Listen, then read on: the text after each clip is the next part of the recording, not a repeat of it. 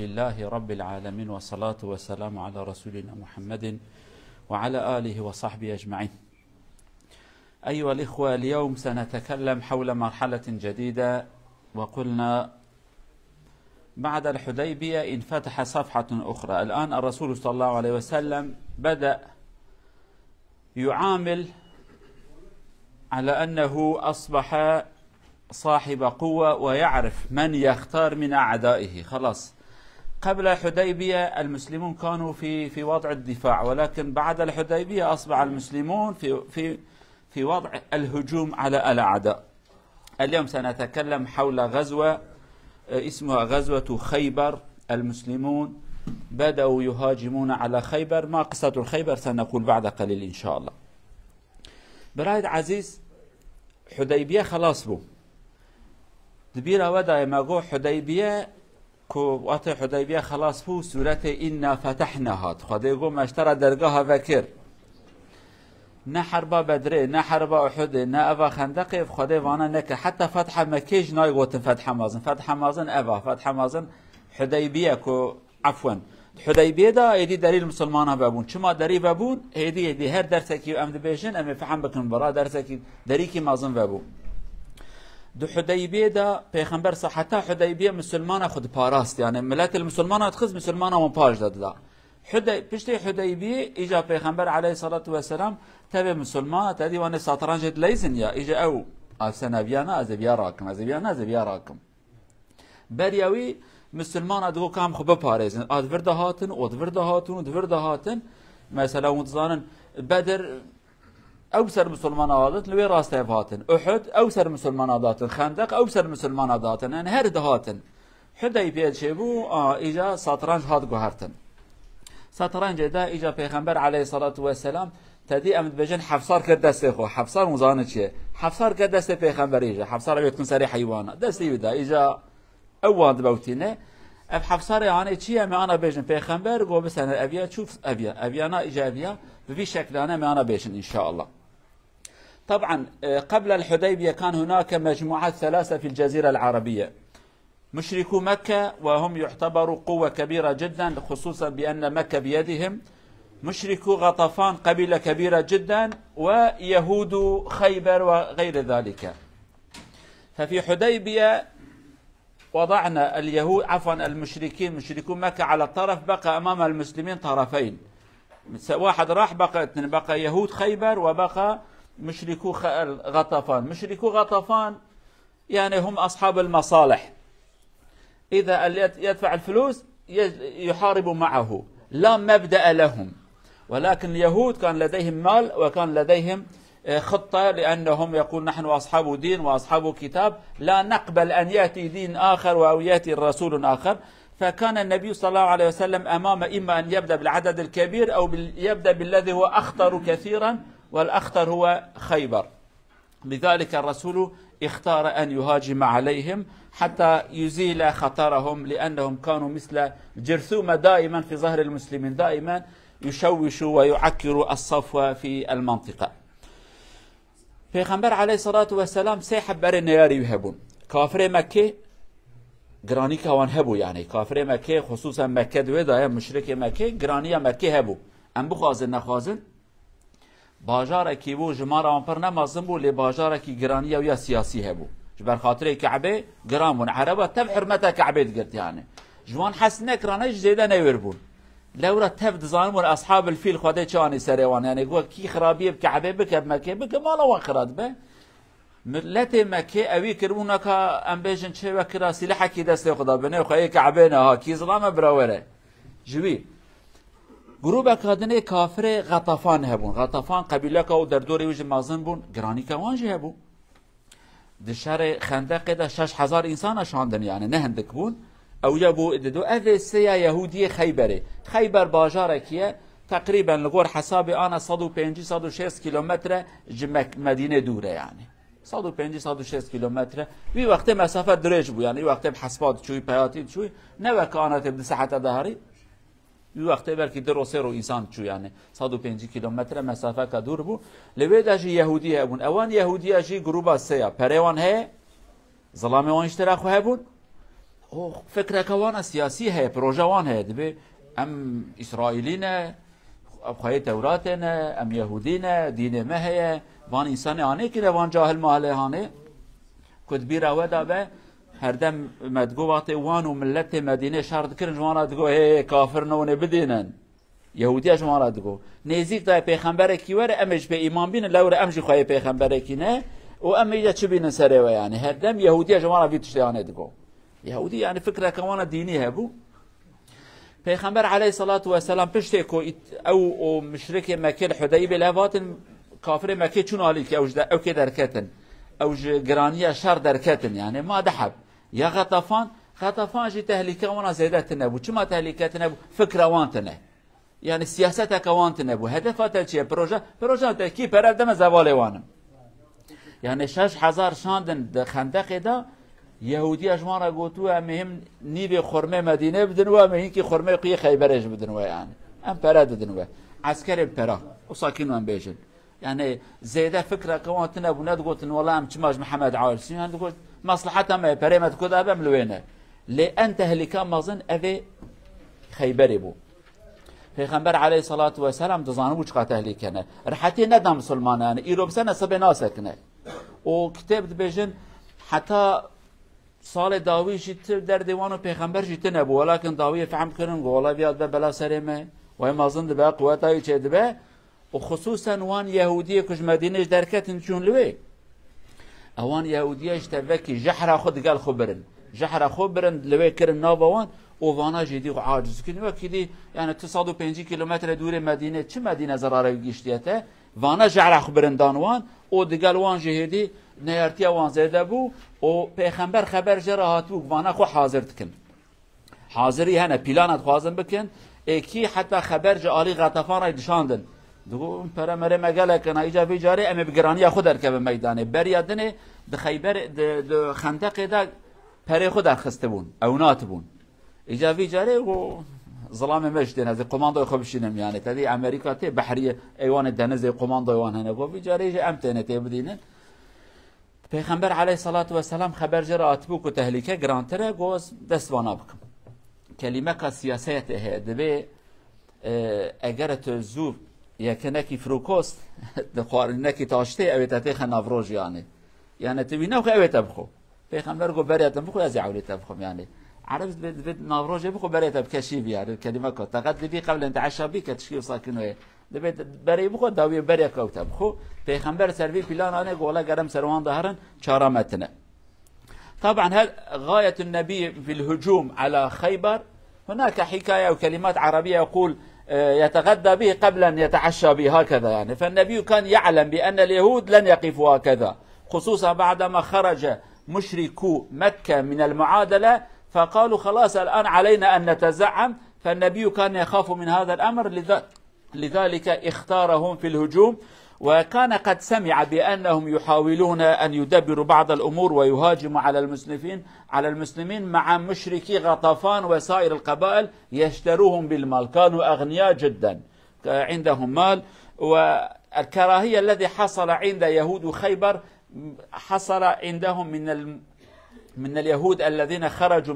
من المدينة إليهم زرعوا فيهم وإلا لم يكن لهم مشكلة مع النبي صلى الله عليه وسلم بعيد 150 كيلومتر 160 كيلومتر في هذيك الوقت يعني مسافة بعيدة ولكن هؤلاء سمموهم وهم أصبحوا يشعرون بخطر المسلمين عليهم هم لا يقبلوا أن يكون لهم منافس لهم قيادة دينية لذلك هاجموا على أو استعدوا للهجوم فالنبي هاجم عليهم صلى الله عليه وسلم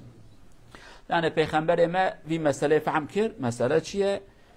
دفر داجي چش مرا لازمه قالوا جماعة إنسان سرو قرب عقل بين قرب عمات تشتابك زان به تهلكت كدايه اف تهلكه زيده اف تهلكه هانه زيده كي جادها خرابه قافك سروك ورهبرت خودا بن فعما تشتي وصانكن تدي دناوا حيوانا دا بسيك هي مشك هي ريذي هي قر هي شير هي وانا هنا دما كنت هار البسيك يا اخي تشير بيلي بسيك شلون بسيك راح بسيك ينينا يعني تهار الشير خلا ري مازن خا قالت تزاني بتدس خبابش كيجا پیغمبر صلى الله عليه وسلم حكيم بو زانابو بهنش كته يعني بين خرابيش كته قابا كسر وانا جينك وانا تربية نك وانا دسكناندن اوانا نايل پیغمبر علیه الصلاة والسلام تبع مسلمان راحت بسکنن هر دم وكنا جعركينه تدي وكرفت زانش نقانسر سرطان يعني هر دم جي كده درتلو كجعرك فردا درته وفردا درته اوانا جنايل يعني بو چند درسك ام تخيلن و گوداری که چند جارا سر پیغمبر ایشاندن چند جارا اول گور قبیله کی ایشان قبیله کادی ایشان قبیله کادی ایشان خواستن پیغمبر بگشن افتراء بتن جناب پیغمبر ور حاصل کلام بشکل که ده 1000 انسان آنین ایریش مکه مدینه بکن ده خندق دا اگر کو مزیدت کاربونا درش بکرد خندق دا بشکل که رقم خندق هدف و غایه او بو یک مسلمان کی نمینه ها نمیر نجن هدف ابو یک حب کی نمینه پاقش بکن تبکی میرا بگشن جنه وانش خواب کن جاریه و صاروکی سره و صاروکی وانش کن هدف ابو يعني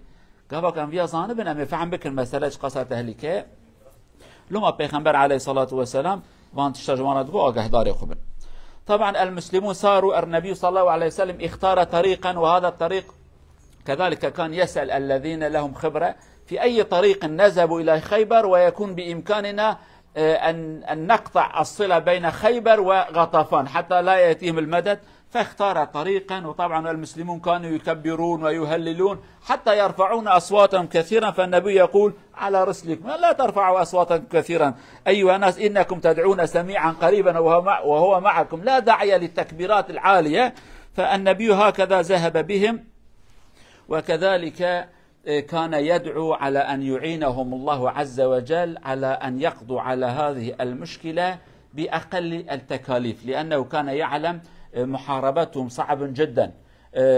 مجموعة كبيرة جدا وعندهم حصون خيبر بلد ولكن هناك حصون كثيرة وكل حصن ربما فيها مئات المقاتلين وخصوصا المدافع يكون أقوى من المهاجم هذا هو عادة العسكرية يعني في الحرب فالنبي كان يعلم هذا صلى الله عليه وسلم پیغمبر صلى الله عليه وسلم ريكي الاني قد ريكي دم هرن جموان ريكي كو ام دكاربن بكفن نابرا خيبر و نابرا غطفان برا آليكاري جوانراني سياستك عسكرية يعني تشبيه آلي دوري پشتاوانا جي غطفان جوانا سلاحات شينن چينابه قو امد ريكي ده هرن ام بكفن نابرا هر دو آليا برا اوانا آليكاري جوانا را نشينن لورا پیغمبر زان بوانا پريوان پرن وظلام وانا جي پرن اما برای 1000 حبارم کشنه زرارتنه گاوا کنی کی پرب که بری کوان یک پرا پرنزانی پیغمبر ویا زانه بود جی کی دا واکنو ها دو اندوردم رای هر دیا بگیرم برای خبر نه چنه یعنی خبر وانا آریکاری وانا نه لی صحابیه شد کرد وقت دریداد مشیان تکبیر دادن الله اکبر الله اکبر الله قالك تکبیر دادن حتی جی کی داج پیغمبر گو هدی گو حیرا او کسی که اون دعایت کرد و نابید بجن دنگ ده چه که سميع وبصير دنگ چه او قنکن قیر وند های ذاتك يتكن او ذات يعني دنگ ده چه که کردی بجن کر نه يعني دنگ ده چه که حتى جاره كده به صحابه و گرم بون كيف آن هاتو ام کردی بجن قصيده بعربي بين شعرها قوتن پیغمبر گفت كيف آن شعري هان اجمارات بجه اللهم لولا انت اللهم لولا الله ما اهتدينا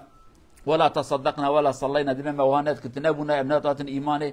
پیغمبر ده ویا کی بی شعر هانت بجه دبی عامر کره اکوعه اف وی شعر جمرات بجه و وانا جگرم بونه الله پیغمبر بجه رحمه خدای لبه کلمه کی بیروانه کن کو پیغمبر جه کرا بوت رحمه خدای لبه علامتک دهات کشتنه ایوره کشتن وقتی بیت شتی گوتن دبی گوت یا رسول خدا شو مجه محروم بمینن يعني و شهید جکت يعني عادت پیغمبر کو گوت رحمه الله یا رحمه الله معناه بی انسان يعني او دچه يعني ظانبو پیغمبر بی دعای والا نگوت یا وقت گوتن گو یا رسول خدا چو يعني مجه محروم من اجمار شعارات بجه فقر دو حرب ده شهید کت ابي ظانبو عادت کی پیغمبر ذکر بوتا گوت رحمه خدا له او شهید بو يعني هات کشتن يعني طبعا هناك صحابي كان يقول الأشعار والمسلمون يأتيهم الفرح والسرور فالنبي حينما سأل عن اسمه قال هو الصحابي الفلان فقال النبي رحمه الله ويرحمه الله فكان من عادة النبي صلى الله عليه وسلم إذا قال لأحد رحمه الله أو يرحمه الله فإنه يستشهد فهذا الصحابي كذلك قتل هناك وأمر آخر النبي صلى الله عليه وسلم أرسل كذلك مجموعات قبله وقالوا اذهبوا وتحسسوا هل هناك كماء هناك من يريد الغدر بنا فمسكوا رجل الظاهر هو كان عميل ولكن أظهر نفسه كأنه رجل محايد، فأراد أن يخيف المسلمين بكثرة عدد خيبر، ولكن المسلمون فهموا الأمر فلم يخدعوا به، لأنه حاول أن يقول هناك آلاف الأشخاص يتجهزون للقائكم سيدمرونكم وهكذا، فالمسلمون فهموا بأن هذا يهودي أو عميل لهم يحب أن يدخل الرعب على قلوب المسلمين، كما يقال الطابور الخامس، يعني الذي ليس لديه سلاح ولكن يخوف، وإنه عميل للعدو. تشتكي دني قوي خفاكن قالوا جماعته پیغمبر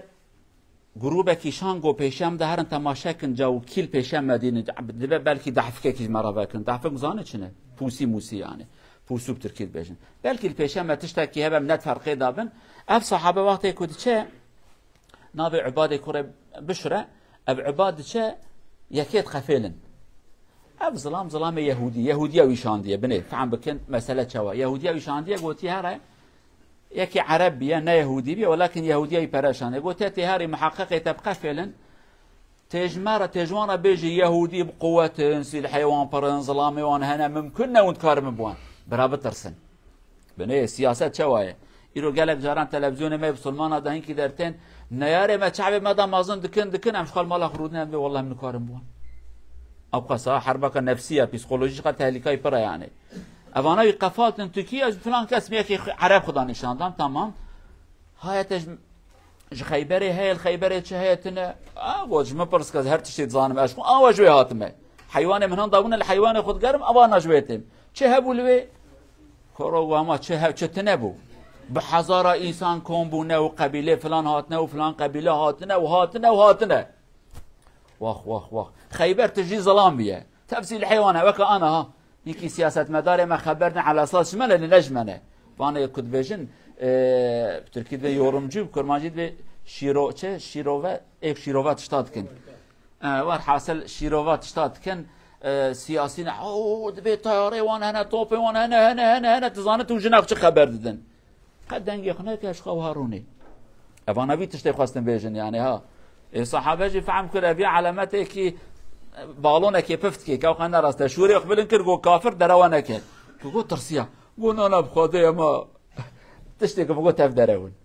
ها جو والله دروام كي جو وان مشان دي انا جبر راس من برا دانا قلت انا ما تشتا بيجا برا مسلمان مترسن والله برا دانا من ذاتما والله تصاتر سكيكتي دليوان زرابه وان قتيا قد فرحاصل تنش بيخمر از الله حول مساله كي واكنو بني حرب قاسه تاثير اي برا يعني تيني تترسين يرو افترس كتيا دلما يرو وي تشكي ما تنام لكم كاسكي بكن بتاريخ الاسلام ده كان مبسي الحين مازن نيارخ مغلوب كده بايمان خبتني مكري وكيدينا ايمان سيستم كراست ايمان وسيستم راست به سيستم تيسا چنا يعني ايمان تجرى وسيستم تجراست به ظلامته باقل بن ظلامته لغورا بلان شر بلان كوجوان راتي داين بكن ده حرب احد ده مسلمان هنداكر سبب ما گوداري سروك خونه كر يعني وكيلي بريكو مسلمان گوداريا پیغمبرنا که مسلمان سركتبون حفصات حبلكو 3000 انسان لكو وان 3000 رافيان ولكن افي كان حبي صحابي وبينجي حبي سري قوتهانه ويغريهانه اوان عيش خراكر سرو من ابويدم مسلمان زرار يعني سیاست در جوانان رو بجن طابور پنجا طابور اوا پنجا اوه کشتنه و تترسینه تطبیقی بریتنه میرتنه یارتنه يعني بریتنه نه بریتنه خاین بناوی نیاره خبردن زراب مسلمان قطعان في شکل يعني پیغمبر علیه الصلاة والسلام خو آماده کروب سروانده چون طبعا الرسول صلى الله عليه وسلم وصل إلى أسوار خيبر فاليهود رأوا المسلمون وعادوا إلى حصونهم المعركة طويلة ربما كل حصن كان يأخذ يومين 3 4 أيام هناك حصون أقوى من حصون هناك حصون كان دفاعه قوي هناك حصون كان دفاعه فيها ضعيفا ولكن المسلمون تأذوا كثيرا خصوصا كانوا تعبانين من حديبية ومرة أخرى في بلد بعيد الطعام قليل حتى وصل بهم الامتحان إلى أمر اليوم لا نحب أن نطول كثيرا وصل بهم الأمر إلى أن ذبحوا الحمار الأهلية حمار أهلي يعني ذبحوها حتى يأكلوا لحم لم يكن حراما إلى هذا الوقت واللحم في القدور على وشك الاستواء يطبخ حتى يأكلوا فالنبي صلى الله عليه وسلم قال حرم الله علينا أكل لحم الحمور أو الحمار الأهلي، كبوها هذا على الأرض. انظروا إلى الاستسلام لله عز وجل، لم يقولوا جوعاني لازم نأكل شوية، خلاص سمعا وطاعة فرموا كل هذا اللحم على الأرض واستسلموا للقائد الذي هو النبي صلى الله عليه وسلم. امتحان امتحان امتحان، ليس أمام المسلم إلا الامتحان، وفي النتيجة يكون النصر حليفه. ولكن إذا لم يكن هناك انقباض أو انقياد مطلق، الاستسلام المطلق للقائد والسمع والطاعة، وخصوصا إذا كان هذا القائد نبيا، لا يمكن لهم النجاح. تستسلم ولا تحترض. ولكن إذا كان هناك عدم الانضباط وعدم السمع والطاعة، حينئذ يحصل مشاكل كثيرة. فالله عز وجل حرم، ولكن لم يقل أحد لماذا، قال سمعا وطاعة نتحمل، فالنتيجة يكون فيها الخير. يعني المسلمون تعبوا كثيرا. الأسبوع القادم إن شاء الله سنتكلم بإذن الله الأمور الباقية. طبعا مسألة خيبر درجة اف خيبر ما جوا كباجارك اللي هر باجارك ترى زراد بجن قلعة يعني أبي قط باريس قلعة يك دو دوسي أو ده دوزده هبون إيه مازنو إيه بشوك هبون اللي بيانج بان قلعة باجار هاتي پیدا بون. مسلمان پیرا شرکر براستی بین هنکی قلعه بلکی سه چهار مسلمان برد دمان و ندبون هنکی جیوان بلند بون، هنکی عسکرت دا پر بون، اگاوا یک جیکی بلند با تیش خات دمشیت نه تو پاتای نه طاقته تش لزیده تیر تحت کوهره یعنی. اوان انسان مسلمان وره نزیک جی کبره کی داویجن، حتی صحابه کی کبره کی کشتن یعنی. ناوی محمود کره سلامه بر محمد کره سلامه کبره کی جور دعوت سری خست فقیر بن کبر دامر یعنی. في شكل يعني مسلمان زحمتي كما ظن تعداد حتى فكرن ليه تشتكي دنيا تعداد شيبو حتى وي وقت هانيجي گوشت كره ماله كره گندهنه كره ماله حتى وي وقت گوشت وان كره حلال بو بلكي پر ندخورن ليه حلال بو خدي حرام نكربو كره ماله يعني كره ناف گند ماله مسلمان پره وان خارنتنه مجبور من وان كره سري وان جه کرن تماشا كن امتحان چوي سري وان جه کرن گوشت وان کرن قازانات كلينن برچینه پیغمبر علیه الصلاة والسلام امر جرهات گو حرام ایدی بی گوشت گره و نخون امتحان ها گوشت یندک ما نیب ساعت کی گوشت بهش خواب بکن بش کسی که وانتجیب بیانه پیغمبر گو خدا گوشت کرج مرا حرام کرد خلاص آویتن تسلیمون او خیه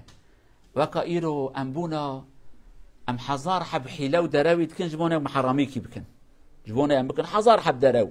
روجي ناقرة حزار حب دروات كتما ناقر مساغلة ما تشكيتنا سر كرسي المشت كورو چمات ناچي سجده ده والله نزانم تليام جوابي واي مالتا افانه به ور حاصل الكلام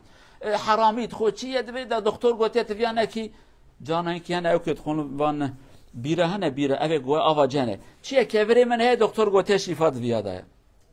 مال دكتور خرابك شفات فياده تشتي خدي حرام كشفات كدت كفيك يعني شفات نتدا ور حاصل لوانا قد احتراز نکردن نگوتن یا رسول خدا ده والله برچین ده ما تصحت کی پاشی حرام بکره ما بیجا رزقی اختیار کردن نه سر چعبت تفکی وان قازان ریتن ایمان او قایقاوک ایمان ما رب قوت به لدمك ایمان وکانا ضعیف جبان حرامی حزار عب حلام دکن والله بی وقت خدا توفیق مروان ده